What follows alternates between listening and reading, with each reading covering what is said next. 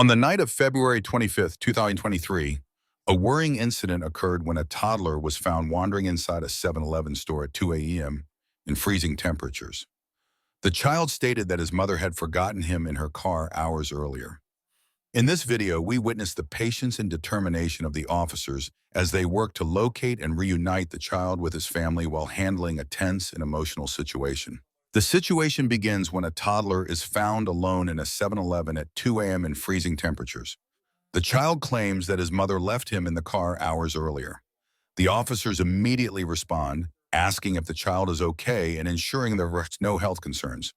The child's innocence and vulnerability in this moment create a tense but emotionally impactful scene. Do you know where he lives? No. He's gonna show me, but he said he wants to warm up first. Yeah. Thank you. What's that?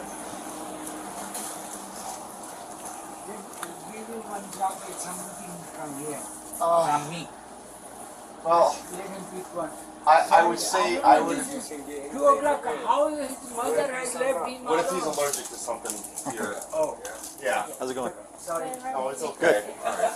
That's good. Yeah. You're not allergic to nothing.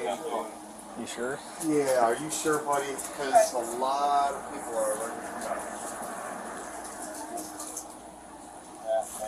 Is that fine? Oh, okay. I'll come back and get there. As the officers try to get the child warmed up, they discuss how to proceed with finding the boy's home. They begin questioning him about his mother and where they live. The child seems confused, but the officers continue to gently ask questions, displaying patience while also trying to gather information. The calm approach of the officers is key in managing the situation without further distressing the child. Thank you. Thank you so much.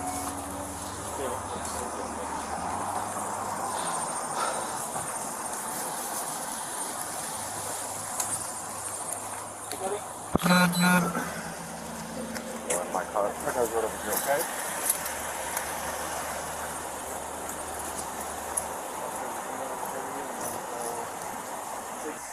Do SROs have contact or access to their stuff at home or whatever? I'm not sure. I may have to use you since you got a car with self-seat. We need a car seat? You know, Do SROs have access to their stuff at home? they do. What school you go to, brother? So Lincoln will be the south side. Alright, let me close the door. I'll turn the heat on for you, okay? The only problem I have with putting him in the backseat of your squad. The officers begin to drive the child around in an effort to locate the vehicle where the boy was left. The child gives clues about his surroundings, but it's clear that the officers are unsure about the exact location. This is a critical moment where the officers' calm demeanor and willingness to take extra steps are crucial in getting the child to safely identify the right place. Because I want him up front to show me where he lives. But I don't want to have him up front. We'll figure this out. What's he saying? He woke up in his mom's car. You guys said he came from that way. Can you head that way and see if there's a car door that's open? He woke up in mom's car and he was alone. The car was turned off. Maybe your mom's name, Soundex something? Oh my god. Okay. I'll be right behind you. You say you go to Lincoln? Okay.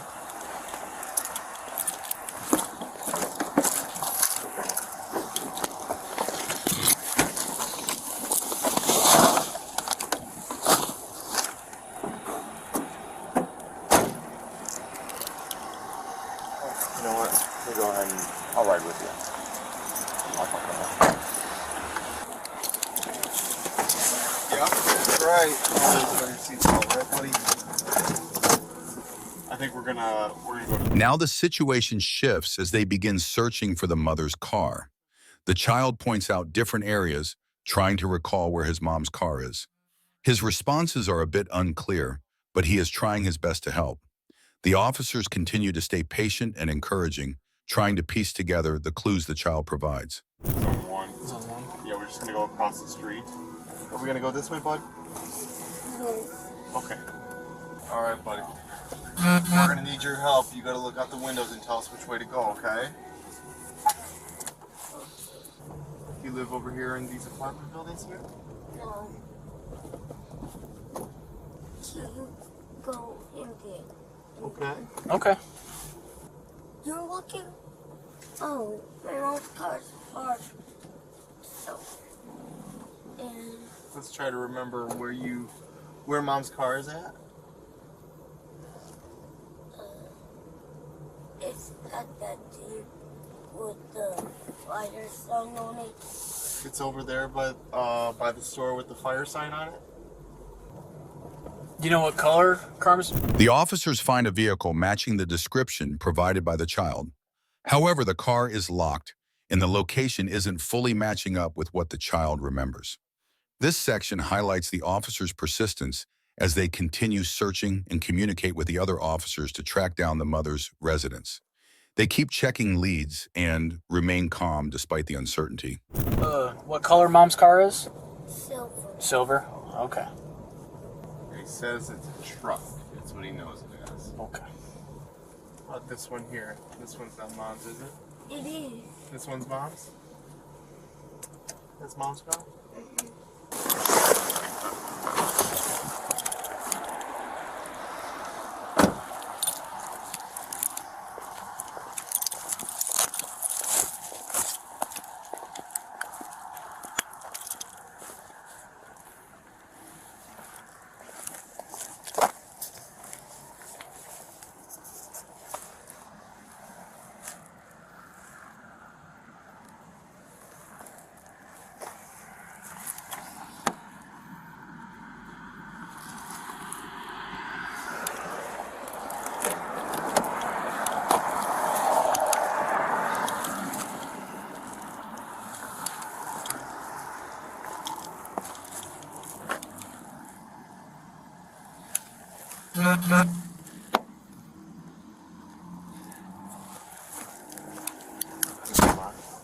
No, it was locked.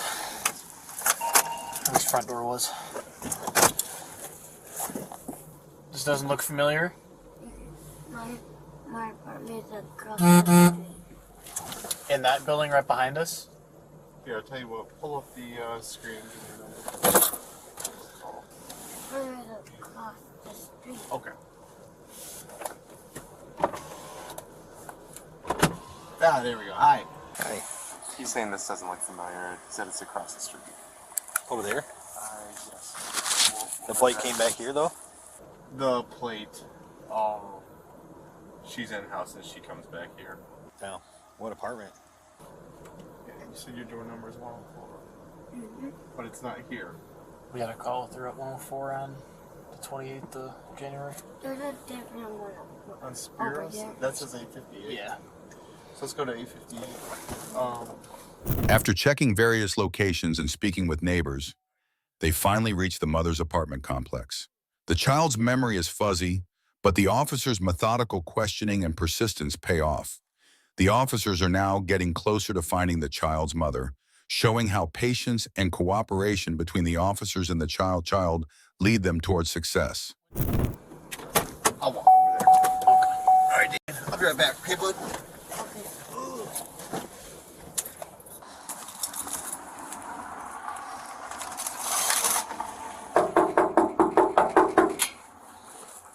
But three, What's up, buddy? like the lock. You want which window? This one? Oh, are you cold?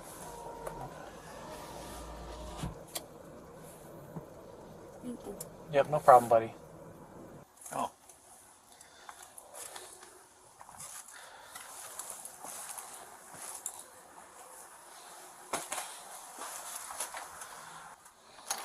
Hey, long time no see. Sorry. We got a little kid here, and we're looking for his mom, and she used to live in 102. That's why I was knocking. Where's he live at? Across the street. Okay, we're going over there. We're trying to make contact with mom. Last house was right there, so that's why I was knocking. So. Yeah, he's like 6 years old. I don't know. That's what we're gonna find out. Is the building to your left? Is that where Mom stays? No. No. So, is the building to your right where Mom stays? Is that your home? No. No? Okay. Oh, she lives over there, but just in that apartment. She lives in that apartment over there? Uh-huh. In the big building to our left? Mm-hmm. Okay. Then you think your door number is 104? Mm-hmm. Okay. Actually, you just found my apartment. I just found your apartment?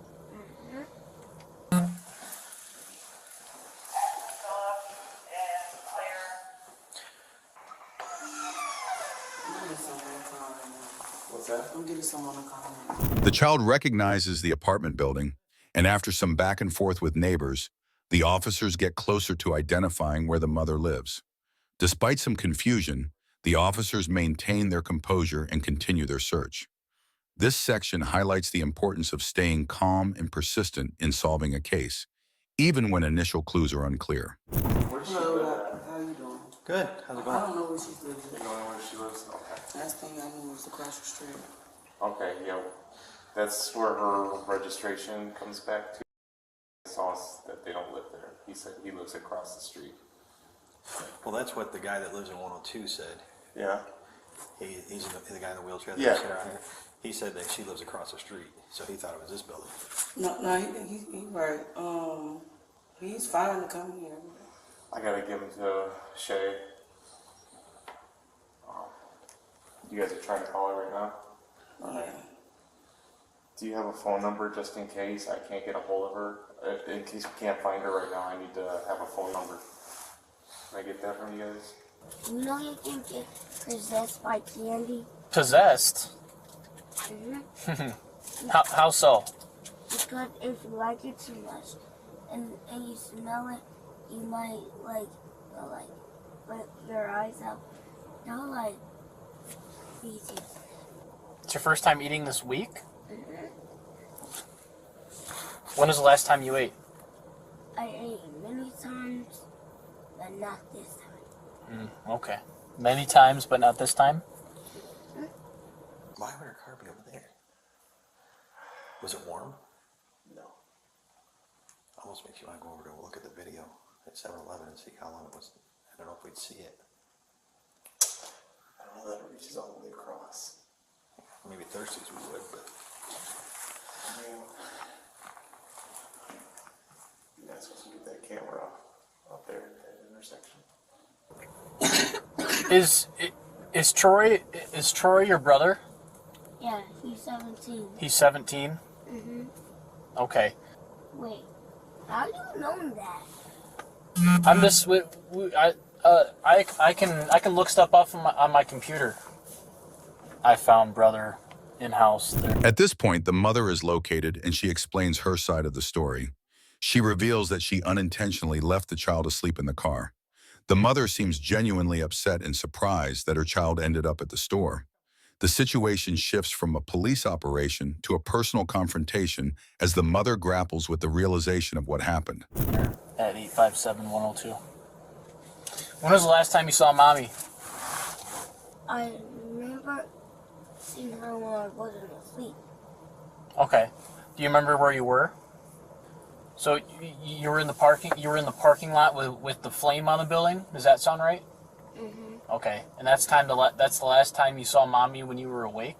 Mm-hmm. Okay. What's going on? Are you Shay? Yeah. You see, I just woke up. Damien said in a car that was turned off. What? What? You have a son, Damien? Damien? He was in my car? Yeah. What the f? Who was in your car last? I was. When was this? What? He was just in there. But I could have sworn he was just in here. Call Uncle Froggy. They said they just talked to him in the Before you wheelchair. bring him over He here. told him that. We're out with Mom and He Mom. stayed. He stayed for them. Y'all talked to my uncle? Yeah, he told them that he stayed. The child I stayed thought here. he was.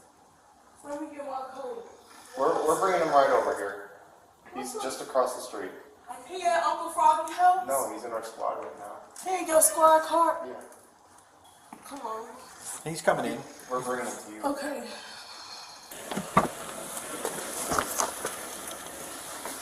What kind of candy you got?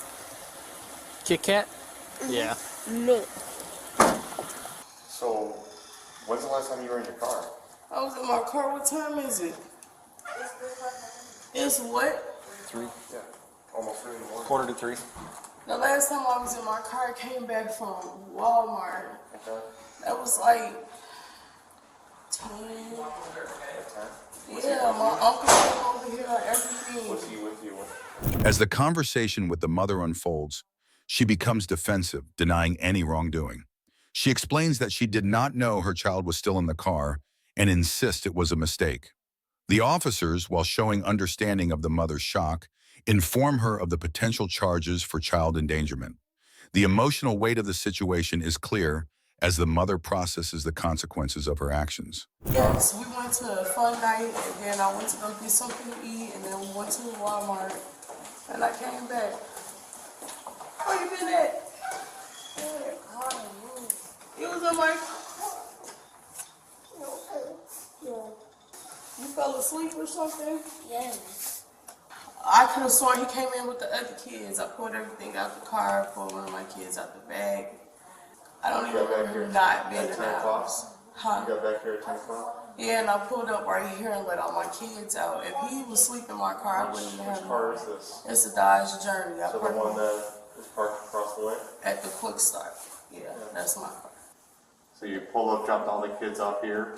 Yeah, and then I went and parked my car. Me and my daughter parked the car and we walked up over here. And I went in the back and went to sleep. Okay. Yeah, he was at 7-Eleven for about 10 minutes before they called us. 7-Eleven? Yeah, he walked across and he wouldn't. He said he woke up, he was all alone and he was cold. This is who was in the car with you.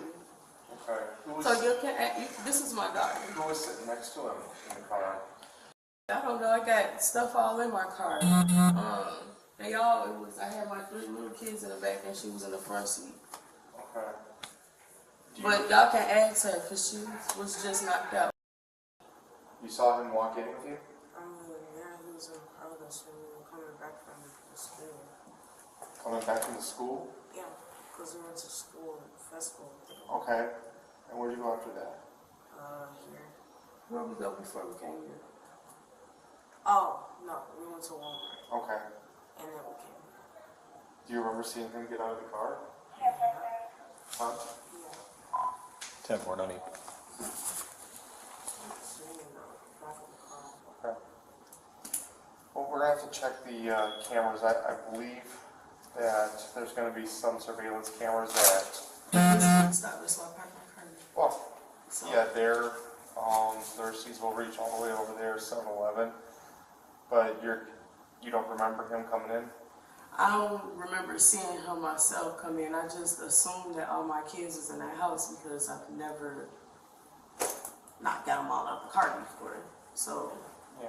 and then by me running in and out with the stuff, I just assumed that he got out the car. I didn't know he was still asleep in my car. Yeah. Like, and we all was in the house. My uncle even came over here and everything. I had no idea. Everybody, when I asked where the boys were, everybody said they was in the house asleep already. So. Okay. All right. I don't know what the outcome of this is going to be. There's a potential that you could be charged with endangering the health of a child, meaning that he's been sleeping in the back of a van possibly for the past 5 hours. In the back seat of my car, my back of my trunk has boxes, these moving boxes in the back of my trunk. Okay. I get that. I'm just saying that's a potential, okay? I do have to notify DCFS of what happened tonight, so they'll probably be in touch with you. The mother begins to express frustration, feeling that the charges against her are unfair, especially given her history of never having been in trouble. Her emotional reaction highlights the struggle many parents face when confronted with mistakes that have serious consequences. The officers remain calm, but the tension in this section reflects the complexity of the situation for both the mother and the law enforcement officers. Is this a good address for you right now? yeah. Okay. All right, I'll be in touch with you, okay? All right, thank you for bringing my boy to me. I didn't even know problem. he was in the house.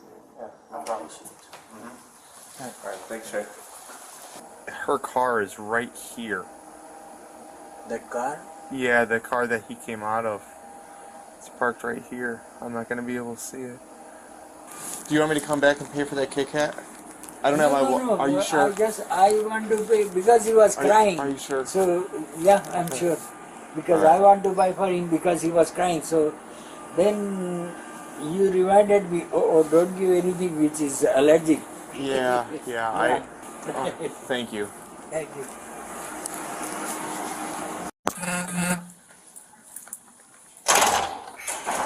Shawnee, Gray. You want to leave all your property with her? You're gonna be in and out in like 10 minutes. Completely up to you. I gotta search you when you get in here. Really don't need anything. You wanna just leave your coat with her then? Again, you're gonna be in and out. April 14th, 9 o'clock in the morning over in Sycamore is where you need to go. This is what you were charged with. So that's yours. I need 2 signatures from you stating that you are going to comply with the stipulations of bond. Can't leave the state of Illinois without permission of the court. You got to give written notice to the clerk of the court of any change of address within 24 hours of such change, and you can't break any more laws while you're out on bond. If you do that, they could revoke your bond, and you can be charged with violation of bail bond. Okay? I really hate this. I don't have any record. I don't have anything prior to traffic. I don't have any cases with DCFS. I've never had a problem. I have 9 kids and I've always had my children. For my son to not get out the car. The video concludes with the mother being formally charged with child endangerment. Her frustration is evident, and she questions the fairness of the charge. This final moment emphasizes the gravity of the situation and the long-term impact on the mother's life. It serves as a reminder of how seemingly small mistakes can lead to significant consequences and the importance of taking responsibility for one's actions. Get under a blanket and me to see other coats in the house is ridiculous. To say that I saw the look on his face, any child in that situation would have had a look of panic in their face. But to say I felt something for that applicant to charge me and I've never been convicted of anything is redundant to me. It's really stupid because now things are going to get harder. And if you really cared about my kids and how the situation went, why put me a charge when I've never even been in trouble? Do you want to read what the complaint says? I don't even care at as this day. point. I have no choice at this point. The woman was charged with child endangerment. This video not only provides a detailed account of how law enforcement handled a tense and emotional situation, but also highlights the complexities parents can face. It shows the importance of staying calm and patient in difficult situations and serves as a reminder to always be vigilant when it comes to the safety and well-being of children. The officer's professionalism and persistence in resolving the situation are commendable, even as the mother struggles with the consequences of her actions. From this video, we can learn an important lesson about the necessity of patience and responsibility when caring for children. Although the mother in the video did not intentionally put her child in danger, her distraction and lack of attention led to a risky situation. This reminds us that keeping children safe is the top priority for parents. A moment of inattention can quickly lead to things going wrong. Advice for parents is to always stay vigilant and cautious, especially when moving or leaving children alone in the car or in unsafe places. Always double-check before leaving the car and ensure that the child is safe. Furthermore, if unexpected situations occur, reacting quickly and notifying the authorities will help resolve the situation efficiently and minimize risk to the child. Also, from this video, we can see the importance of effective communication and professionalism by law enforcement in emergency situations. They not only ensure the child's safety, but also handle the situation with sensitivity and calmness, helping to ease the tension for both the family and the community.